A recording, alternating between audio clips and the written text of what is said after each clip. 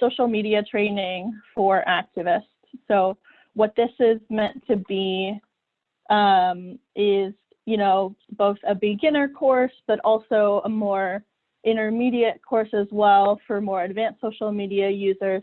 Like Hannah was alluding to, you know, the coronavirus has upended all of the ways that we live and work, especially our work as climate activists. So a lot of what we're doing now is happening online. So we have to figure out how do we continue to organize, both to protect our communities from the coronavirus crisis. And first of all, I hope everyone out there is doing okay and doing well at home and staying safe and practicing good social distancing, as well as, you know, checking in on your neighbor and making sure they're okay and trying to get involved in your local city's mutual aid projects. So yeah, I hope everyone is hanging in there and staying safe. But what we're going to talk about tonight is ways that we can use social media as climate organizers to try and further our campaigns and take our messages to reach new people and figure out how we can win on climate change. So again, like I said, my name is Stacy Miller. I live in DC. Right now, everyone at the CCAN office is social distancing, but normally I would work out of the Tacoma Park, Maryland office. And I know a lot of you guys on the call are from Virginia, so thank you and welcome. And all right, let's dive right in. So what we're going to talk about tonight, just a brief overview. Can everyone see my screen? Can everyone hear me okay? Yeah, okay, good. What we're going to talk about tonight is we're going to talk about, first I'm going to ask you guys, what are the different platforms that you're currently using? What social media platforms work for you? What do you prefer? As well as I'm going to do some basics as well as, oh, thank you. Okay, Lauren. Lauren just launched our first poll. So let's go ahead and take that poll. Oh, let's go ahead and relaunch the poll. Sorry, Stacy. Yeah. Okay. So let's dive right in. So first, I want to know from you guys. We launched poll. It's okay. We launched the poll a little bit early. That's okay. So I'm going to leave this poll up for about a minute. Let's hear from you guys first. What social media platforms are you currently using? If you don't have any right now, that's okay. Maybe just put other or say none in the chat. And this is just a really informal poll. It's all confidential. It's more, I want to get a gauge of what social media platforms you're using and what you like to use, what you prefer to use. And we're going to talk about the big three platforms tonight. So that's Facebook, Twitter, and Instagram. So I'm going to leave this poll up for about another 20 seconds until everyone's voted. But the other things we're going to talk about tonight, right, some basic posting and some advanced tips for Facebook, Twitter, and Instagram. But we're also going to go into some photo and video tips, as well as how you can participate at home in climate campaigns and all of the other social justice campaigns that you might be working on. Then lastly, we're going to talk about some social media toolkits. Let's go ahead and share those poll results. Let's go ahead and close the poll. Okay, perfect. Great. Thanks, Lauren. And shout out to Lauren, who I don't think introduced yourself. Lauren, do you want to introduce yourself? Sure. Hey, everybody. I'm Lauren Landis. I'm the Hampton Roads organizer for CCAN, talking to y'all live from Williamsburg, Virginia. Great. Thanks, Lauren. Okay. And then at the very end, we will dive into some question and answer. So yeah, like Hannah said, you're all muted right now. Partially why that is we have a limited chunk of time. I want to be mindful of people's time tonight. So we're going to try and end as close to 8 as possible. If we go over a few minutes, that might be because of the question and answer. So if you have questions right now, just stay muted for now, drop them in the chat, or hold them till the end and I'll answer them at the end. Thanks. Okay. Okay, great. So we just took our poll. All right, let's dive into step one. So step one, this is for social media beginners, beginners, and that's okay if some of you are on this call. My first piece of advice for you all would be to create an account. I'm not going to tell you which social media platform is the best That's up to you. That's something that you as an individual need to figure out what platform is the easiest for me to use, which one do I feel is the most impactful, which one are all of my friends using, which one are my community members using. So yeah, that would be my first step for you. If you don't already have a social media account, I'd say go ahead and create one and test it out, see how it's working for you. If that's already done, then your next step is to follow CCAN's handles on social media. So CCAN is on Twitter, Instagram, and Facebook. So we're at CCAN on Twitter, and we are at Chesapeake Climate on Facebook and Instagram. So that would be my homework assignment to you. Okay, next. If you've been volunteering with CCAN for a long time, you might also know we have a second set of social media handles. So we are CCAN, the Chesapeake Climate Action Network, but we also have a sister organization known as CCAN Action Fund, and that is our lobbying, our 501c4 arm. So we use that to do our lobbying activities. So also follow those accounts on Facebook and Twitter. We'll use that account more for direct outreach to legislators based off of, the rules we have to follow as a nonprofit in terms of what we're allowed to do, how many lobbying hours we're allowed per month, and so on. Okay, so let's dive in to some Facebook tips and talk about, generally what can you as an individual use Facebook for? Everyone likes to use social media for different things. Some people like to use social media to get their news. Some people use it to connect with friends and family who don't live close to us. Some people, play games and shop on Facebook Marketplace. That's up to you. But what can we as a collective body use Facebook for to, promote climate change and the climate organizing that's happening? We can advertise actions that are happening. So that would be petitions, emails to legislators, phone calls to our elected officials. We can use Facebook to contact legislators, whether that be posting on their wall or to get their contact information. We're going to go into that a little bit later. Promoting events or driving turnout. Right now, we're not going to any in-person events, but we're going to continue to talk about it like we are.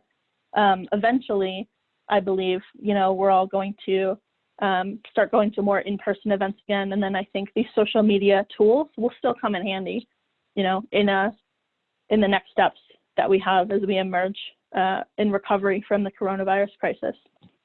We can also use Facebook for general education, so educating our community members and sharing the latest news on our local campaigns. So sharing local news articles like op-eds and editorials that highlight the climate messaging. Okay, so really briefly, this is mostly for new Facebook users. I'm just going to go over really briefly the layout of Facebook, and this is the new Facebook layout that's being rolled out this month. So your Facebook might look a little bit different, but I'm just going to go over all of these tools here in case you're a beginner so you know what all of these buttons mean. Okay, so on the left, you're going to have your tools here. So you would hit see more to see all of your tools. So you have events here. You can access the Facebook Marketplace here. These tools up top here, this is your home button on the left. So if you're ever on a different page, you get lost, you don't know where you are, if you want to get back to the home screen where your friend's content is that you can scroll through, just go ahead and hit the home button. This next button over here is Facebook Watch. So you can click on that and watch videos that have been uploaded to Facebook by content creators. So different pages. This button in the middle is Facebook Marketplace, where people can buy and sell things right on Facebook. This next button over, which looks like a little icon of people, is Facebook Groups. So we're going to talk about groups in just a little bit. And lastly, over here, this icon is Facebook Gaming. I don't really use Facebook for gaming, so I can't speak to that. But if that's something that interests you, that is something that's available on this platform. Okay, so if you look over to the right of your window, you can see your tools are over here. If you want to draft a new post, go ahead and hit that plus icon. If you're interested in using Facebook Messenger, go ahead and hit that chat bubble icon. And then these last two icons here, this bell is where your notifications are. And lastly, this drop-down arrow is like a more arrow where you can access all of your settings. And we'll talk about some privacy settings in just a little bit. Okay, so this is a basic how to post for people who are new. And the Facebook layout is changing all the time. So I'm just gonna go over what some of these tools are. But so if you're an advanced Facebook user, just bear with me for a couple minutes and we'll dive into some more advanced tips. Okay, so what we're gonna talk about, right, if you're at your home, if you're on your profile and you're at your home screen, there should be a section at the top of your screen that's asking you what's on your mind. This is where you'll click and add your post. And you can write out your message and add a link. You can also add a photo or a video. You can tag your friends. You can add an emoji and show how you're feeling. You can fundraise for a nonprofit that's registered on Facebook. You can share a GIF, which is like similar to a video. It's like a looping image, a video on a loop. You can check in to certain locations. Right now, I hope you're all checking in at home. You can go live on Facebook, and we're going to talk about Facebook Live a little bit later. And you can also set up a watch party to watch content that is already on Facebook and invite your friends to watch it with you. Okay, let's just go into some really basic sharing settings. So this is a post that CCAN posted a while back, an article in the Washington Post. If you like this article and you want to share it, you have these three options underneath a post always. So you can like, and when you go ahead and like it, Facebook gives you these options for different reactions. So you can like it, you can give us a heart emoji, you can laugh, you can give us a wow, you can cry, or you can be mad. So all of those options are available to you. If you want to comment, go ahead and hit comment, and you can comment on our post. And if you want to share, you have all of these different sharing settings available. So if you want to share something immediately, you can hit share now, and that'll just share to all of your Facebook friends. If you want to write a message that goes along with this post, so you're sharing this article, you're sharing CCAN's post and our message about it up here, but you can also write a message of your own talking about why you're sharing this article, why it resonated with you, and why climate change is important to you. You can also send this article to people in Facebook Messenger. You can share this post to a group, a Facebook group that you might be in. If you're the manager of any Facebook pages, you can share it to a page, or you can share it directly to a friend's timeline. Okay. All right, so here are some quick tips for all different levels of Facebook experience. So if you are sharing a link onto Facebook, if usually the link, if it has an image in it or some text, the Facebook will load a preview of that article, what is known as auto-populating. So once Facebook auto-populates the link for you, you can actually go ahead and delete the link, and the preview will still remain there. So I like to do that as a way to sort of keep my post looking really clean, so there's no URL in the post, but the link will still share. If that, hopefully that makes sense. If not, let me know in the chat and I can go into it in depth a little bit more. So next tip I have here, sharing CCAN's posts will help them go further and allow you to add your own message. So while it's important for you to be posting on your own timeline about climate change and why it's important, it's also important to be sharing content that other people are posting, because what we want to do is create a groundswell of voices that can really sway public opinion on an issue. So the more people we have sharing a post, the further it's going to go. The more people who see that post are more people who can be brought into our network, and we can talk more with them and get them on our side for whatever climate campaign we might be running. In Virginia, for a long time, we've been fighting to stop pipelines. In Maryland, we're working on fighting the Maryland Public Service Commission on some offshore wind turbines that have been held up in the regulatory process for a really long time. Okay, moving on. If you're posting video clips, shorter video clips perform better. In this day and age, a lot of people won't take the time to read or watch a longer video, so the shorter the better, in my opinion. Lastly, I'm not going to go super into settings, but if you have questions about privacy settings, feel free to contact me. But you can manage what content you see from your friends and what information other Facebook users can see about you.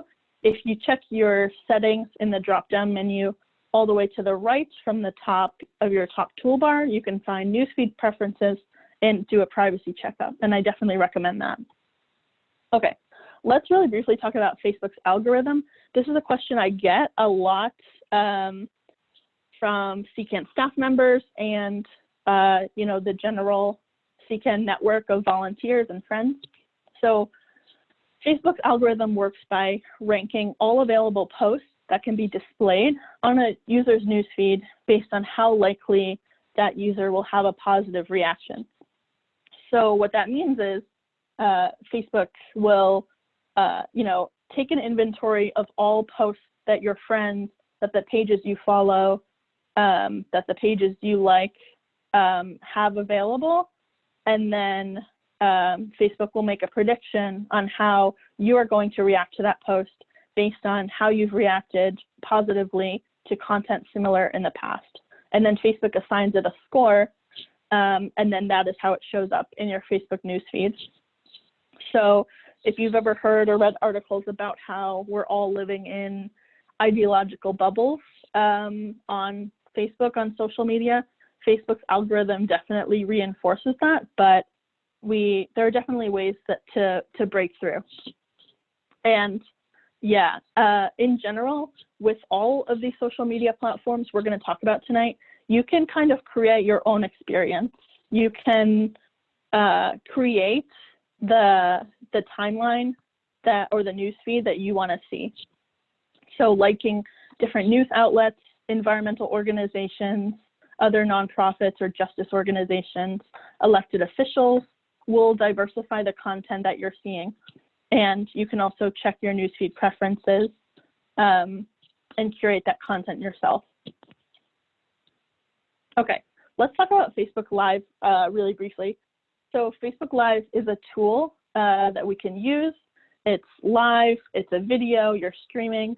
We can directly transmit advocacy actions that we're doing in public as they happen. So right now, we're not doing any in-person events, but if we were, when you go live on Facebook, Facebook will alert your friends when you go live. They'll get a notification. So for CCAN, as an organization, me or someone else on the CCAN staff will usually run a Facebook Live at an event unless a staffer can't be present in person. So examples of where we've done Facebook Live, that would be at rallies, protests, marches, petition drops at regulatory agencies, press conferences with elected officials. Some of my favorite Facebook Lives that we've done are just question and answer sessions with an organizer and maybe an expert. I remember about 2 years ago, we had a professor from the University of Richmond join us on Facebook Live, and he was a professor of like rock science and water science. So he gave us an explainer about, the threats that we're facing in Virginia with the Atlantic Coast Pipeline and the Mountain Valley Pipeline, how bad it is for our groundwater and our soil if these pipelines do get built and then the methane leakage happens, like how that's going to impact us as humans and how it's going to impact our environment. So, sorry, that was a long explainer, but the point I'm trying to make is in the future, when we do have in-person events, if helping out, shooting video, doing Facebook Live, doing social media is something that interests you and you want to help, let us know. We can always use more volunteers. Okay, let's talk about Facebook groups. So this is a tool that CCAN is growing. So this is a screenshot of the Hampton Roads CCAN volunteer group, of which Lauren is a member. So we have about 108 people in our group. And what do we use this for? So we use it to communicate with other people in the Hampton Roads, Virginia region. It's important to have as many people that are in the group, invite your friends to the group, invite your neighbors, invite your network, so that as many people as possible can be in community with each other, talking about climate issues, talking about the issues that are important to us. So my advice would be invite your friends to the group, check to see if CCAN has a Facebook group for your region. If not, let's reach out to us. Like, let's talk about starting one. You can interact with other activists in Facebook groups. I've had a number of really great interactions with people, just sharing resources and talking to people that I otherwise normally wouldn't talk to in person, because we're connecting on this, we live in different cities and we're connecting in this digital space. So you can ask other activist questions. The screenshot I have here is, this is from the Hampton Roads Facebook group. So in January, CCAN did a lobby day in Richmond. So someone asked, is there a bus going from Hampton Roads to Richmond on lobby day so we can carpool, you know, so we can reduce our emissions, and also so we can provide rides to people who might not have cars or otherwise have, you know, accessibility issues with getting to Richmond. So we can, you know, create the solutions that we need and crowdsource. So if you have any other ideas, or if you're in Facebook groups and you use them for different purposes, let us know. Like, if you have ideas for us or just want to share different kinds of Facebook groups that you're in and what you use it for, put that in the chat and I'll read it after this. Okay, I know we're going a little bit fast, but we do need to get to all 3 platforms tonight. I could easily give you an hour lecture on each of these platforms, but we're going to cover all 3. So let's move on really quickly to Facebook Messenger. This is a screenshot of what my Facebook Messenger looks like, both on desktop and on mobile. So if you were, shows me some of my unread messages, and you see that in blue. You can search Messenger to find chats or find it by people. If you open a Facebook message with a person, and that would be this screenshot on the right, you can video call them, you can audio call them, and if you click on these 3 dots for more settings, you can have all of these different settings available to you. So you can assign different messages, different colors. You can create a group, so kind of like a group chat, like you would on SMS Messenger. You can mute a conversation, which would not have your notifications pop up. You can ignore messages from a certain person, or you can go ahead and block that person. All of these different things are available to you. So you can use Facebook. If you use social media on a desktop, you can use Facebook Messenger right in the web browser of Facebook. If you are on a mobile device, you will need to download the Facebook Messenger app in addition to the Facebook app. They're 2 separate apps, both owned by Facebook. Okay, let's talk about a new tool that Facebook launched within the past 2 months. This is called Facebook Town Hall. Town Hall is a place on Facebook where people can contact their government officials, find out who their government officials are if they don't know.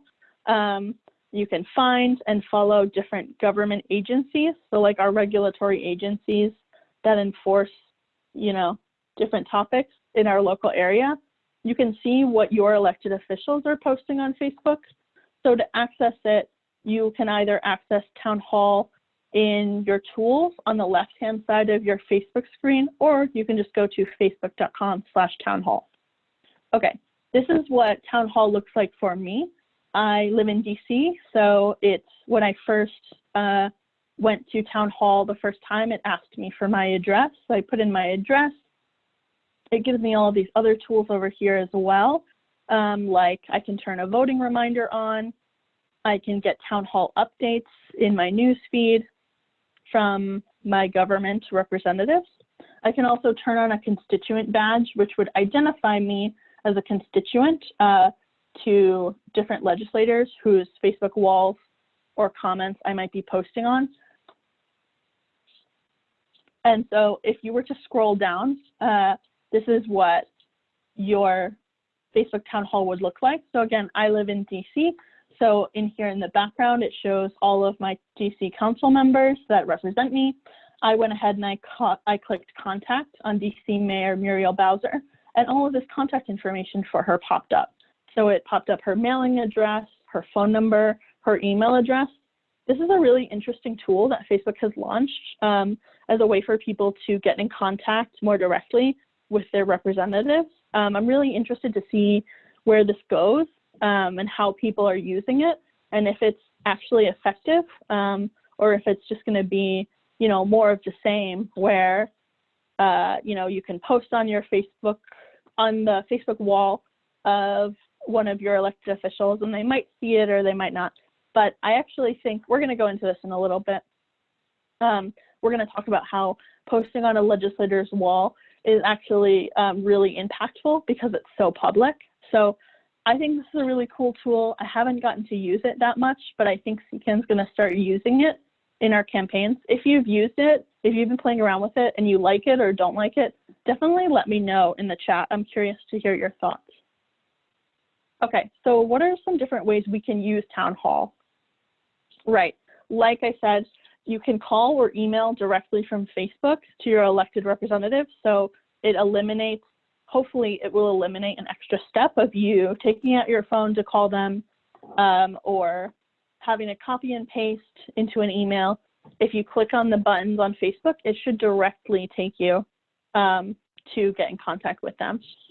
It'll also tell you what their different social profiles are and how to post on them. So it'll take me right to, this is over here on the right, DC Council member Alyssa Silverman. It took me right to her page, and I saw this is a post that she posted recently, or this is back in March. You can directly post, right, like I said, you can directly post to a legislator's wall, or something you can also do is post a comment to a post that they've posted, asking a question about an issue that we care about. So this is DC Council member Alyssa Silverman's Facebook page. She did a really thoughtful post about information about the coronavirus. If I'm someone who is really concerned about the coronavirus, or if I want to ask for a question, a way I can do that is ask her in the comments, and let's see if she responds. Okay, so that was Facebook. I know we went through that pretty quickly. If you have any questions, definitely put them in the chat, but we're going to need to move on to Twitter, which is our next platform. Okay, let's talk about Twitter really briefly. This is the Twitter layout.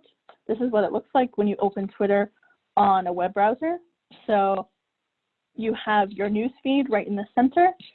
You can tweet right from the top. This is your space here to craft your tweet. You can scroll and see what your other followers, what the people you follow are posting. On your left-hand side, you have your tools.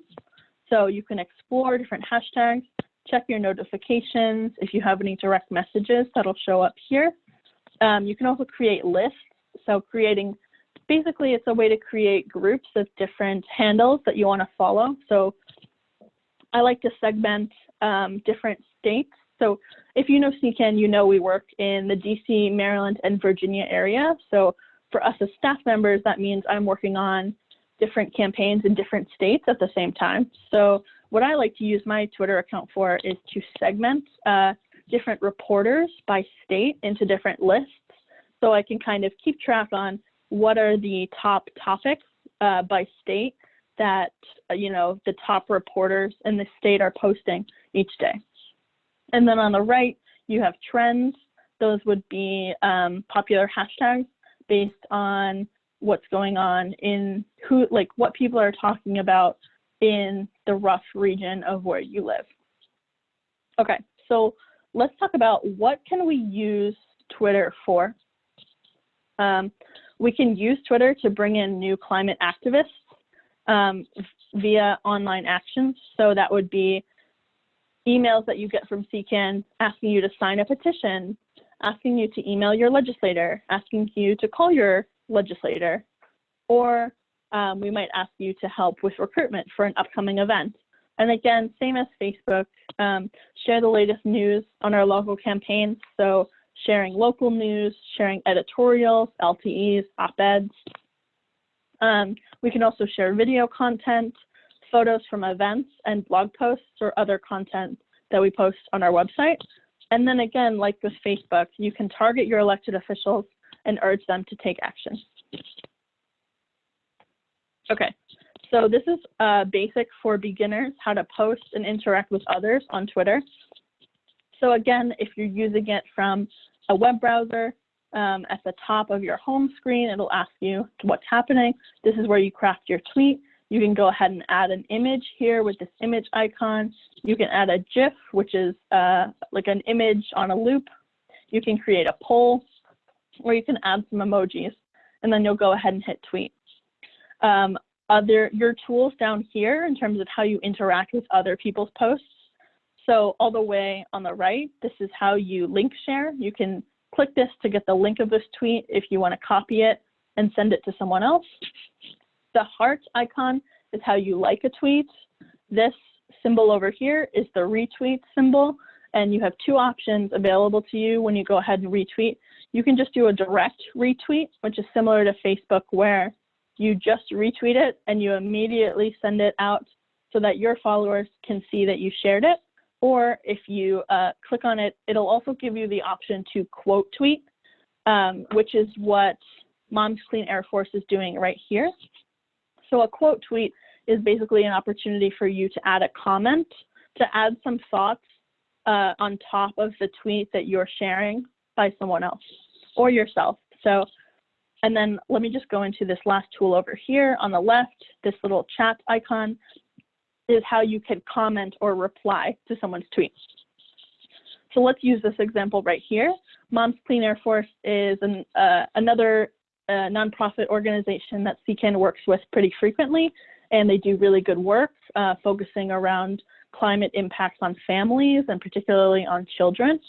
So they posted this tweet from their own account 11 hours ago, and then recently they retweeted their own tweet with a quote tweet, and they commented on it. So basically, they're resharing a content that they've already shared with another message. So just a way to boost their own message and try and get the word out and try and get the most eyes as possible on their tweets. Okay, so let's talk about some Twitter best practices. Hopefully these tips will be good for both beginners and intermediate or advanced users. So, okay, let's just dive right in. So for Twitter, the character count has been increased to 280 characters or less. In the very beginning days of Twitter, I think the character limit was 160 characters, but they've now increased it.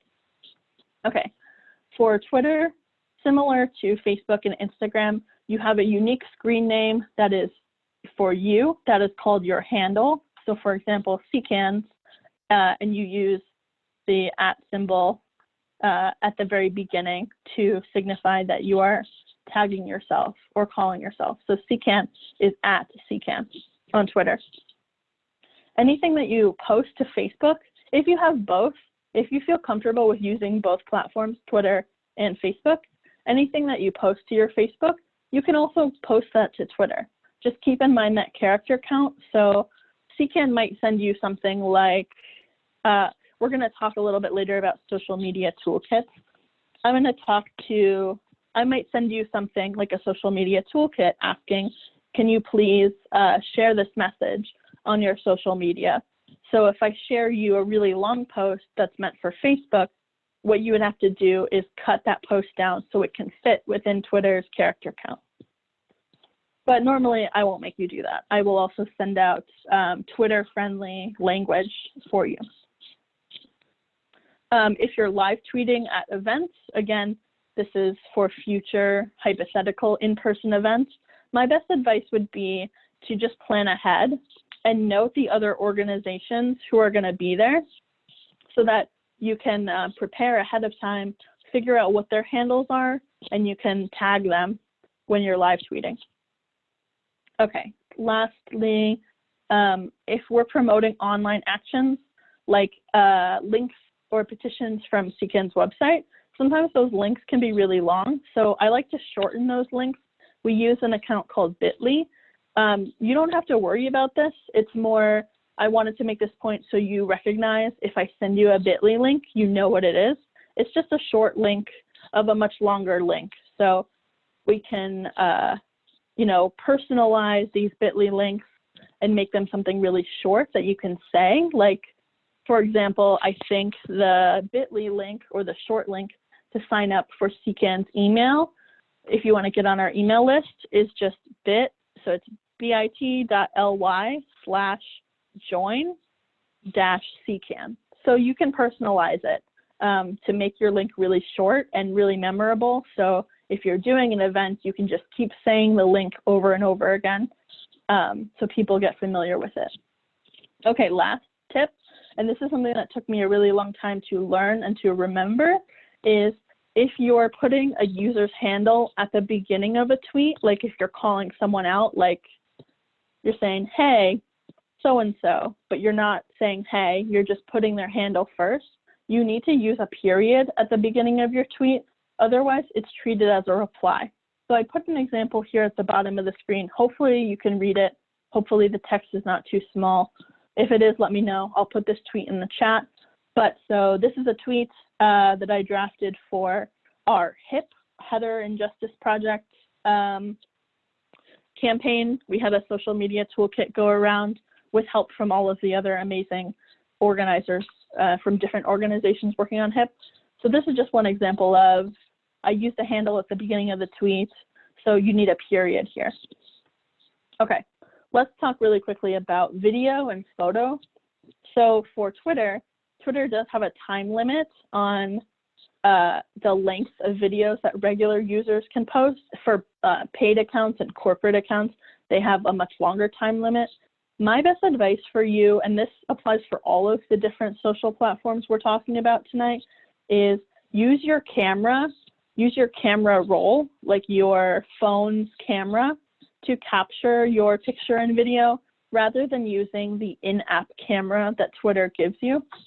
The reason I recommend that is that way you already have the content saved to your phone's camera roll, so you can post it to other platforms. So if you were to just record a video in Twitter, for example, you might need to download that video from Twitter into your camera roll in order to post that same exact video on Instagram and Facebook. Hopefully that makes sense. And if your video is too long, don't worry about it. You can trim your clip, and the way you do that is, if you look at this image on the right, Twitter will give you a little scrubber at the bottom where you use your finger to drag it to shorten the video and trim your clip to within the time limit. Okay, last thing I'll say, and I'm probably going to say this a lot tonight, hopefully you don't get tired of me repeating myself, but generally how I recommend you hold your phone is I recommend you hold it horizontally for Twitter and for Facebook. For Instagram, we'll get into why you might rotate your phone and take video or photo vertically. We'll go into that.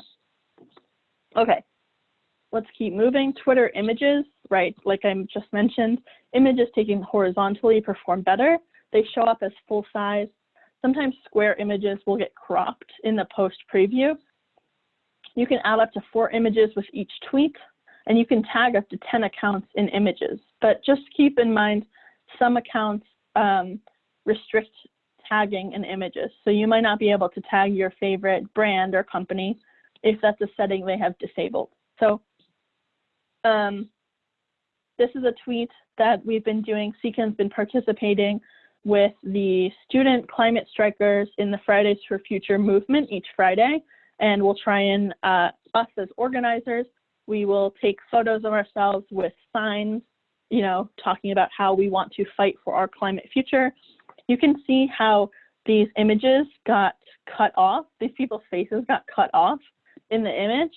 That's because I posted a mix of vertical and horizontal images, but don't worry, Twitter didn't crop these images. It's just they're shown cropped in the preview.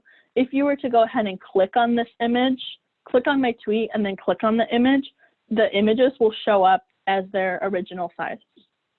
Okay, let's talk about hashtags. So it's always good to try and fit a hashtag in each post, but it's not a necessity. Here are just some examples of some hashtags that we use. Like if you've been involved in Virginia in the campaign against the Header and Justice Project, which is a series of pipeline projects and compressor stations that are being proposed that have use harmful methane gas, and we really want to stop that from happening because that'll pollute our communities. So we use the hashtag HipCheck, for example. Okay, that was Twitter. Let's move on into Instagram so we have time for question and answer at the end. Okay, Instagram, if you're new to Instagram, if you're not super in with the lingo, I'm just gonna tell you the nicknames that the youth are using for Instagram. Sometimes they'll call it IG or they'll call it Insta. So that's just FYI. Facebook owns Instagram, so cross-posting of content is available. What I mean by that is if I go to post something to Instagram, when I get to the final step, it'll ask me sometimes if I want to link my Facebook account with my Instagram so that I can post to both of those platforms at the same time by just hitting send on an Instagram post. Okay, so this is what Instagram looks like on a mobile device. Right now, Instagram does not allow posting from a desktop, from a computer. You need to be able to post from a mobile device. There are some third-party platforms out there like Hootsuite that will work around Instagram's system and allow you to create a post and post from a computer. But I recommend, if you want the full Instagram experience, I think you should use it on your phone. So let's just go over what all of these different buttons mean for anyone who's a newbie to Instagram. Okay, all the way on the right, you'll see a little icon. That's the CCAN icon. That means that's our profile. This is what our profile looks like. So if you're lost on Instagram, you want to just go back to your page, hit the icon all the way on the right. Moving to the left, this next icon here is where you can check your notifications. So you can see how many people liked your post, how many people commented on it. In the center, this is how you create a new post. So you go ahead and hit the plus, and that'll get you into the drafting stage. If you want to search for a user, search for a hashtag, go ahead and hit the magnifying glass. And then all the way on the left, this is your home button that takes you back to the home screen, which is the screen you see as soon as you open the app, which is the content that your friends are posting that you can scroll through. Oh yeah, and let me just go through these next buttons here in terms of what is being displayed on your profile. So this is grid view all the way on the left. If I were to continue to scroll down, it would just show you a grid of all of the images I've posted to CCAN's Instagram account. These things above here are Instagram stories, highlights. So I'll go into what Instagram story is in just a second. This next button over here in the middle is Instagram TV. So it's videos, typically longer videos than what are allowed if you were to post manually in the grid style videos on Instagram. And lastly over here, this little person icon, this is where you can check your mentions. So if one of your friends tags you in a post, that'll show up here. Okay, so let's just go over some posting basics for how to post to Instagram and some general tips and best practices. Okay, so filters are okay, but don't overdo it. You can add up to 10 photos or videos. You can use tools over here to change the screen layout. You can use this infinity symbol is a tool called Boomerang, which will basically create a looping video similar to a GIF. You can also use layout, which basically means pick stitch, if you're familiar with what that is. That will create a collage of images, so you can post multiple images in the same post. So this is where you select your images. You would then hit next at the top over here. Once you hit next, you can go ahead and tag people, add your location, and hashtags.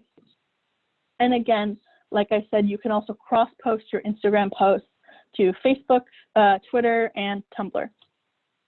Okay, how do you interact with Instagram posts? Again, these are basic tips for new people, but I'm going over it just in case we have some new people on the call. I want you to feel empowered to use these tools. Okay, so the way you will like, so this is a tweet that CCAN tweeted. If you want to like it, you can either double tap on the image or hit this heart icon. If you want to comment, that's this chat bubble over here. if you want to share it to your Instagram story or share it with another person, go ahead and hit this little paper plane icon. Okay, really quickly, I want to get to the question and answer section, so I'm going to go through this a little bit fast, but if it's too fast for you, I'm going to send out my slides and the recording of this tomorrow. Okay, so Instagram story from your newsfeed, how you get there in Instagram is just swipe right. So for Instagram story, vertical photos are key. This is where I talked about earlier. For the other platforms, horizontal photos are fine. For Instagram story, you really want to use vertical photos. So what's special about Instagram story? It's similar to Snapchat, if you've ever heard of that platform. It allows you to share multiple photos or videos. They appear in a slideshow format. They're only visible for 24 hours and then they disappear, but you can save stories to your highlights section. All right, Instagram Live is another tool that we have available to us. I'm not going to go into it right now, but I'll send out these slides so you know how to do it. Okay, lastly, we're going to talk about Instagram TV. Instagram TV is a section of Instagram, and it's also its separate app as well. So just like how Facebook has two apps, you have your Facebook app and your Facebook Messenger app. Instagram has the Instagram app, but also a separate app for watching longer videos on Instagram TV. So Instagram TV videos can be anywhere from 15 seconds long to 60 minutes. But right now, that full 60 minutes is currently only available to verified accounts. So that would be big influencers with over 10,000 followers. Okay, so just really briefly, what's the difference between Instagram TV and InstaStory? Instagram stories go away after 24 hours, while videos you post to Instagram TV stay up as long as you want. Instagram TV requires you to take video in a vertical format. Instagram TV is really popular among vloggers and video content creators. So this is an example of Instagram trying to compete with another platform of YouTube. And we're not even going to talk about YouTube today, but if you're interested in that, if you like this training and if you want to go more in depth, like you want a 202 training, this is very much a 101 training. If you want the 202 training, let us know, and I can do that in the future. All right, we're wrapping up. We're going to get to the question and answer section. Let's just go over some general social media language tips.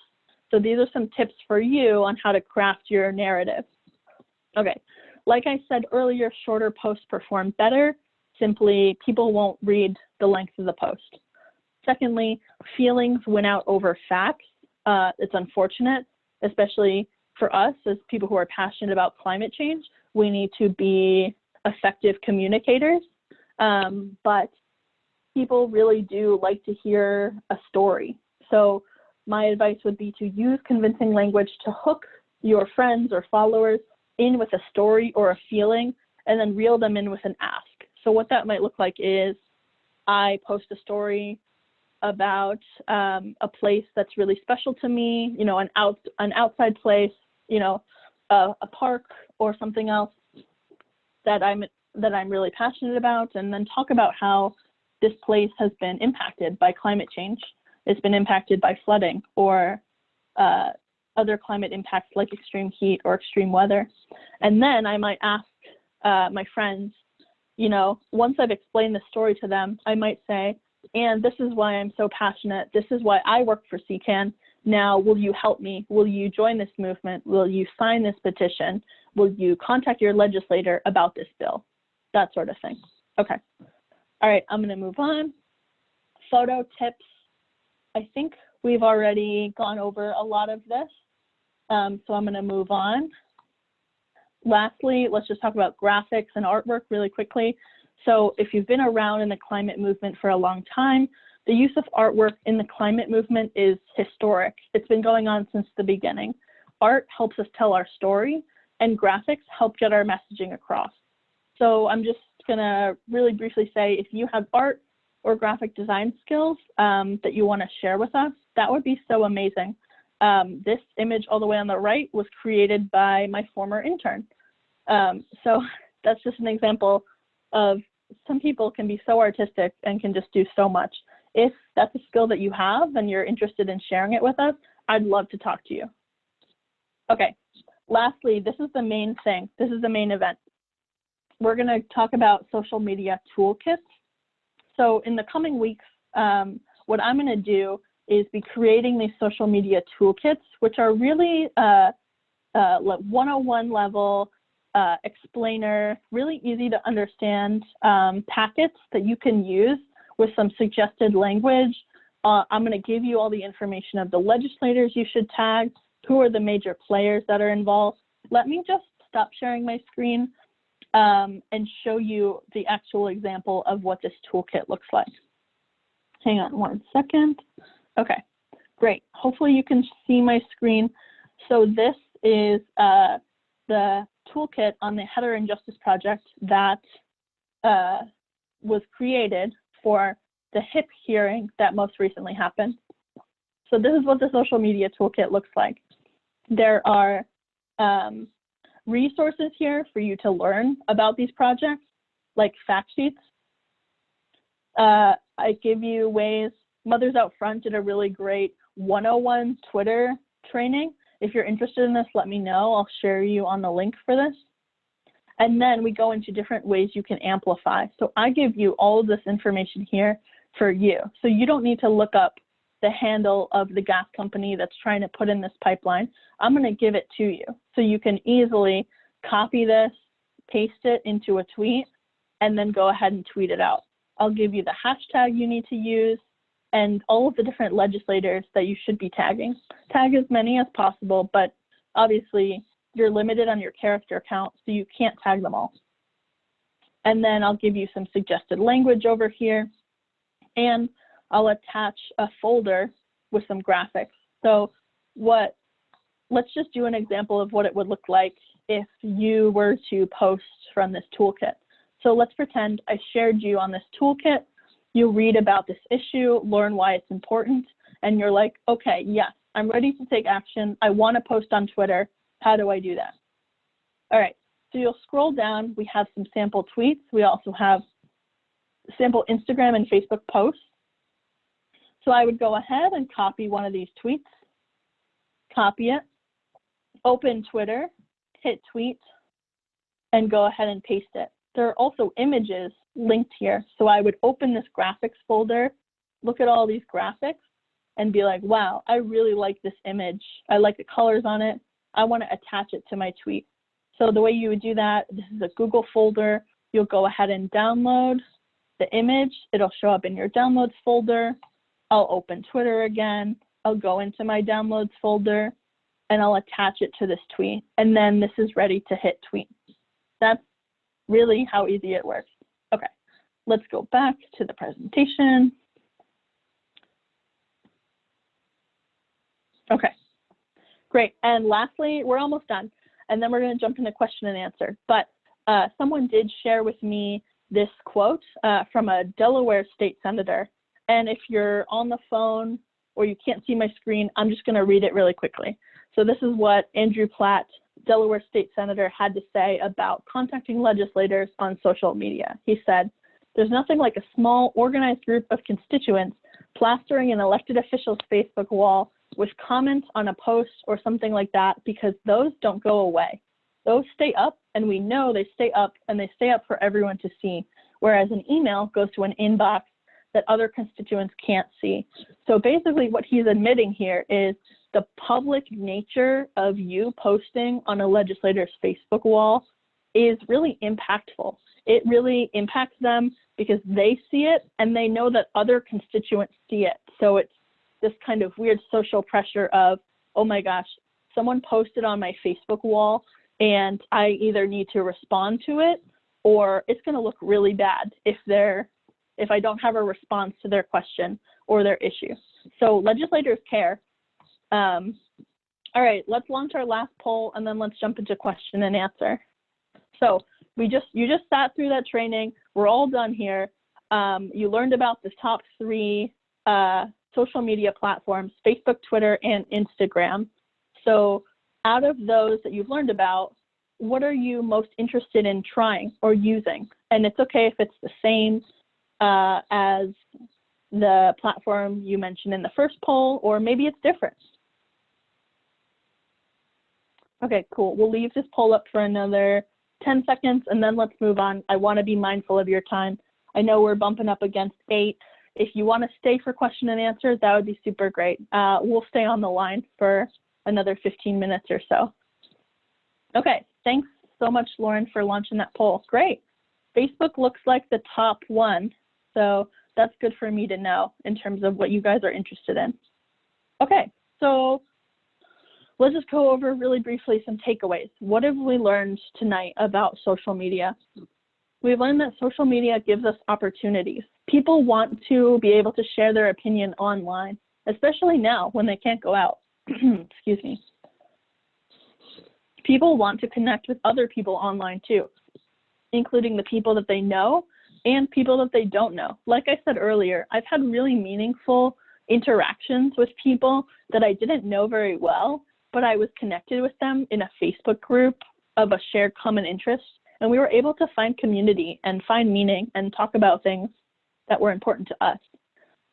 Social media can be used as a great educational tool. So finding and sharing resources with other activists and learning about what other people are working on and learning new ideas. We can connect with legislators directly, and from that quote I just read, they notice and they care. We can use our existing network of friends to bring them into the climate movement so we can make meaningful change.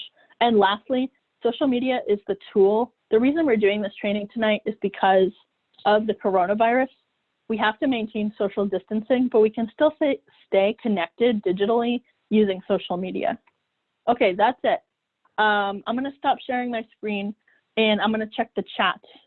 Do people have questions that I can answer?